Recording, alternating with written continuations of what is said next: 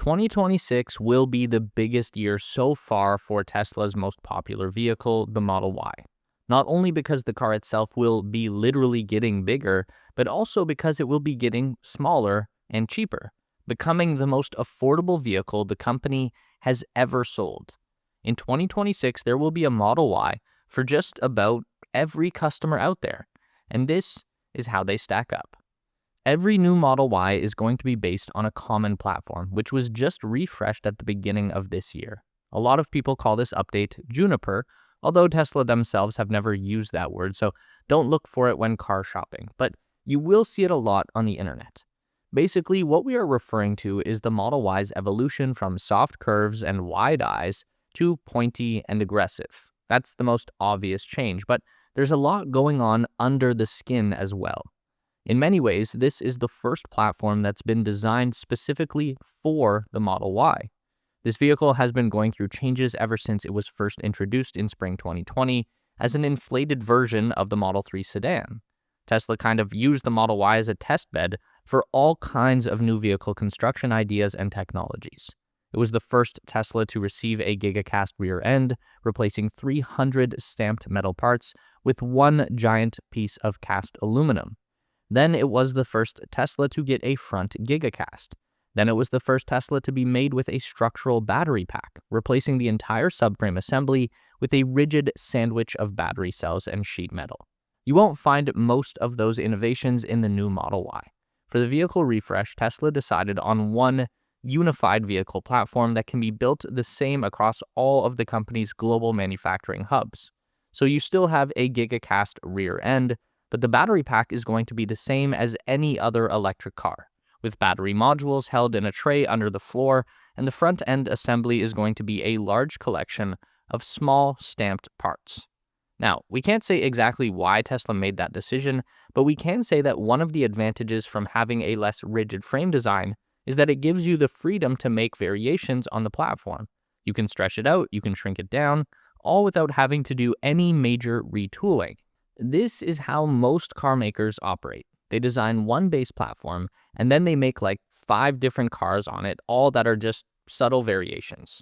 And that's how Tesla is injecting more choice into their vehicle lineup than ever before, starting with the brand new Model Y L.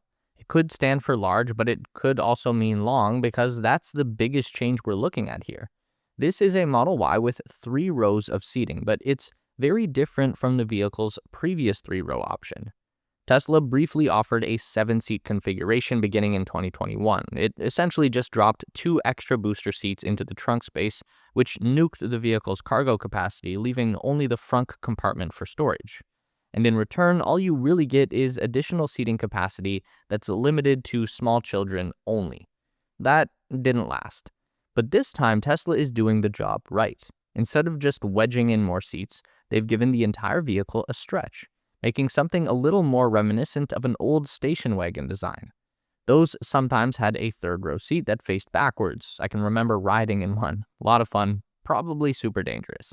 Anyway, what Tesla has gone for here is a 2x3 seating design, so you get 6 seats total in 3 rows of 2. That way you get extra passenger capacity without anyone being crammed in together. To achieve this, the vehicle platform has been stretched by 7 inches, with 6 additional inches being added to the wheelbase. That's the distance between the front and rear wheels. They've also extended the height of the vehicle, adding an extra 1.7 inches of headroom in the rear seat area. Now the extended length allows you to fit 3 rows of seating and still have a little cargo space left over in the trunk, which is great, but there's a secret utility in the Model Y L because it's just been revealed that both the 2nd and 3rd row seats will be fold-flat designs. So when there are no passengers on board, you can drop the seats and create one continuous open cargo space, essentially giving the Model Y L the same utility factor as a small van or pickup truck. So this isn't just the best Tesla vehicle for families, it's also arguably the best Tesla vehicle for cargo hauling. Unless your cargo is cinder blocks, then you'd still definitely want a Cybertruck. But for most other things, this extended Model Y could be a game changer. Now, as interesting as that might be, things get even more exciting when we think about the potential of a shrunken Model Y, a concept that the internet has been calling the Model Y Mini, Again, I don't think Tesla will ever use that word, but that's what you'll see online. This will be a shortened wheelbase variation that prioritizes low cost over everything else.